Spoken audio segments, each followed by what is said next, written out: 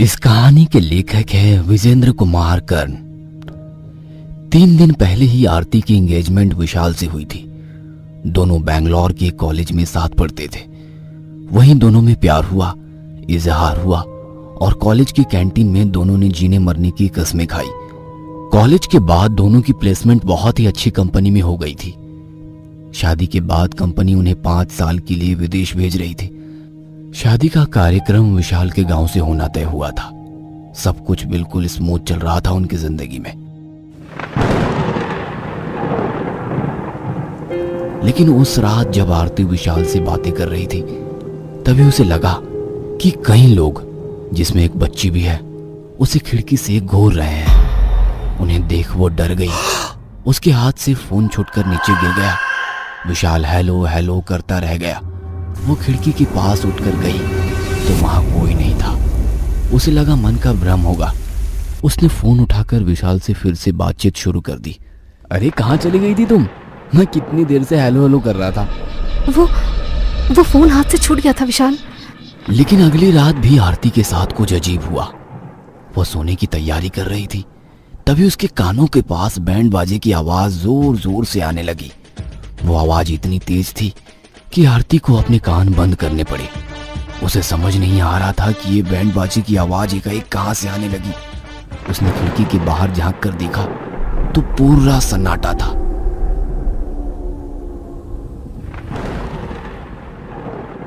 थोड़ी देर बाद उसे कुत्तों के रोने की आवाज आने लगी, लेकिन वो आवाज एकाएक बदल जाती है। अब उसे लगता है कि कई लोग एक साथ रो रहे हैं। उसके दिल की धड़कन तेज हो जाती है। उसका गला सूखने लगता है। वो भागी भागी पानी पीने किचन में जाती है। आरओ के नल को खोलकर वो उसके नीचे गिलास लगाती है, फिर एक ही सांस में पानी पी जाती है। तभी उसकी नजर आरओ के ऊपर वाली भाग में जाती है। वहां उसे कई सारी कटी हुई उंगलियां दिखती है। उसे देखकर उसे बहुत घिन आती है और वो उल्टी कर देती है। फिर वो जोर जोर से चिल्लाने लगती है। लेकिन ये क्या, वो चिल्ला तो रही है लेकिन उसके मुंह से कोई आवाज नहीं निकल रही है। इस बीच उसके कानों में फिर से बैंड बाजे की आवाज आने लगती है। वो कानों को जोर से बंद करती है, लेकिन वो आवाज बढ़ती ही जाती है, बढ़ती ही जाती है। आरती अपने कानों पर हाथ लगाती है। उसकी उंगलियों में खून लग जाता है, जिसे देखकर वो वहीं बेहोश हो जाती है। अगली सुबह उसकी नींद खुलती है तो वो खुद को बिस्तर पर लेटा हुआ पाती है। उसकी आंखों के आगे अभी भी रात की घटनाएं घूम रही थी। वो सोचती है, ये क्या हो रहा है मेरे साथ? कल रात को जो हुआ वो सब क्या था? मैं तो किचन में थी, मुझे यहाँ कौन लाया? मेरे साथ ये सब क्या हो रहा है? वो ये सब सोच ही रही थी कि उसकी मम्मी उसे जगाने के लिए आ गई। अरे कितनी देर तक सो रही हो? पापा वहां ब्रेकफास्ट के लिए वेट कर रहे हैं। वो फ्रेश होकर डाइनिंग टेबल पर जाती है। पापा उसका इंतजार कर रहे थे। माँ ने उसका फेवरेट नाश्ता बनाया था, जिसे देखकर उसकी भूख और भी बढ़ गई थी। उसने जैसे ही पहला निवाला खाने के लिए प्लेट की ओर अपना हाथ बढ़ाया तो प्लेट में खाने की जगह कई सारी कटी हुई उंगलियां उसे फिर से दिखी। इस बार उन उंगलियों में हलचल भी रही थी। उसे देखकर आरती जोर से चिल्लाई, पापा पापा पापा प्लेट में देखो क्या है, पापा प्लेट में। उसके पापा ने पूछा, क्या हुआ आरती, प्लेट में क्या है? तब आरती ने कहा, पापा प्लेट में कटी हुई उंगलियां हैं। लेकिन प्लेट में तो तुम्हारा फेवरेट नाश्ता है। आरती ने प्लेट की ओर गौर से देखा तो प्लेट में सचमुच नाश्ता ही था। धीरे धीरे आरती की इस तरह की हरकतें बढ़ने लगी। उसके मम्मी पापा को समझ नहीं आ रहा था कि आखिर आरती के साथ ये सब क्यों हो रहा है। एक रात की बात है, आरती के मोबाइल पर विशाल का कॉल आ रहा था, लेकिन आरती किन्हीं ख्यालों में खोई हुई थी। अचानक फोन पर उसकी नजर गई। स्क्रीन पर विशाल कॉलिंग लिखा हुआ आ रहा था। आरती ने फोन को हाथों में लिया। जैसे ही उसे रिसीव किया, वो फोन सांप में बदल गया। आरती ने तुरंत फोन को दूर फेंका और जोर जोर से चिल्लाने लगी। उसके मम्मी पापा भागते हुए आए तो आरती साफ साफ चिल्लाते हुए उनके गले लग गई। आरती ने फोन रिसीव कर लिया था, इसलिए उसकी चीखने की आवाज विशाल ने सुन ली थी। वो अगले ही दिन आरती के घर पहुंचा। वहां जाकर उसे आरती के बारे में सारी बातें पता लगी। उसने उसे डॉक्टर को दिखाया, लेकिन कोई फायदा नहीं हुआ। तब आरती के पापा ने विशाल से कहा, मुझे तो ये किसी ऊपरी हवा का चक्कर लग रहा है। ऊपरी हवा? ये क्या होता है? बेटा, ये भूत प्रेत का चक्कर है। विशाल ने आरती के पिता की बात को सीरियसली नहीं लिया, लेकिन वो जिद पर अड़ गए और उसे शमशान में रहने वाली एक अघोरी के पास ले गए। विशाल को भी जबरदस्ती उनके साथ जाना पड़ा अघोरी के पास। जैसे ही आरती पहुंची, वो उसे किसी कुत्ते की तरह सूंघने लगा। फिर उसने कहा, ये अब तक जिंदा कैसे है, मुझे आश्चर्य हो रहा है। उसकी बात सुनकर विशाल चिढ़ गया और वो कहने लगा, ये सब क्या बकवास है यार। तब अघोरी ने कहा, विशाल, तू अपने आप को क्या समझता है? भूत प्रेतों की दुनिया को तुमने मजाक समझ रखा है। तुम्हें पता है ना, आरती के साथ यह सब तुम्हारे कारण ही हो रहा है। अघोरी ने तब सभी को एक कहानी बतानी शुरू की। विशाल के गांव से पिछले 100 साल से 23 अक्टूबर के दिन कोई बारात नहीं निकलती है।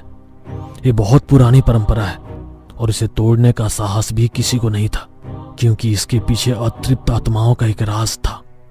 इस संसार में कई सारी बातें तर्कों से परे है। आत्मा, जिन, भूत, प्रेत, पिशाच और डायन की दुनिया सचमुच में है या ये सिर्फ कोरी कल्पना है? इस प्रश्न का उत्तर इंसान सैकड़ों सालों से खोज रहा है। कोई इन पर विश्वास करता है तो कोई इसे सिरे से खारिज कर देता है। विशाल उन्हीं लोगों में शामिल है जो भूत प्रेतों की बातों का मजाक बनाने में सबसे आगे रहता है। गांव के रीति रिवाजों का मजाक उड़ाने से उसे बहुत मजा आता है। जब कोई उसे ऐसा करने से मना करता है तो वो गांव वालों से कहता है, तुम लोग यही सब करते रहे, इसलिए अभी तक यही गांव में गोबर में फंसे हो। देखो मैं कहां से कहां पहुंच गया। कुछ दिनों बाद विदेश भी चला जाऊंगा। क्यों? क्योंकि मुझे तुम लोगों की तरह ही अंधविश्वास में नहीं जीना था। गांव वालों ने विशाल को कहा कि वो अपनी शादी का दिन 23 अक्टूबर नहीं रखे, क्योंकि कई सालों से यही रिवाज है। लेकिन विशाल इन बातों को कहाँ मानने वाला था। उसने उसी दिन अपनी शादी की तारीख रखी। आज से 100 साल पहले 23 अक्टूबर के दिन ही गांव से एक बारात निकली थी। बैंड बाजा और पटाखों की आवाज हर ओर गूंज रही थी। बारात को दूसरे गांव जाना था, लेकिन बीच रास्ते में ही बारात की गाड़ी का भयानक एक्सीडेंट हो गया। बारातियों से भरी गाड़ी खाई में गिर गई। किसी का सिर फट गया तो किसी के हाथ पत्थरों के नीचे दब गए।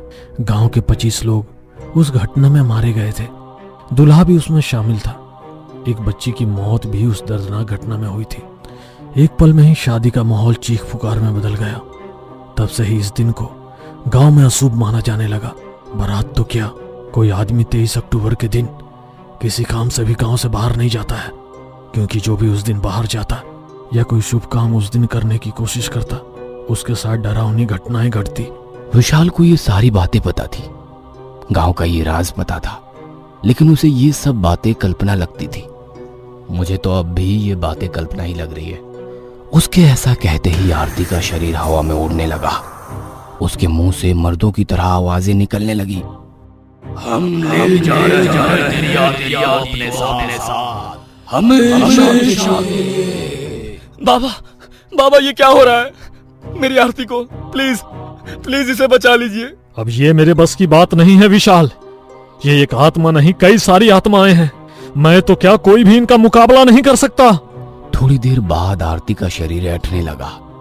उसके मुंह से खून बहने लगा और उसकी मौत हो गई। अपने सामने आरती के मृत शरीर को देखकर विशाल पागलों की तरह हरकतें करने लगा। वो शमशान में इधर उधर ये कहकर भागने लगा, मेरी गलती की सजा आरती को क्यों दे दी? सजा मुझे दो, मुझे दो, सजा मुझे दो। कहते हैं कि अब भी विशाल उस शमशान घाट में लोगों को दौड़ाता हुआ दिखाई देता है। वो मृत आत्माओं से माफी भी मांगता है। आज भी उस गांव में 23 अक्टूबर का दिन मनहूस दिन माना जाता है। उस दिन कोई भी आदमी अपने गांव से बाहर नहीं निकलता।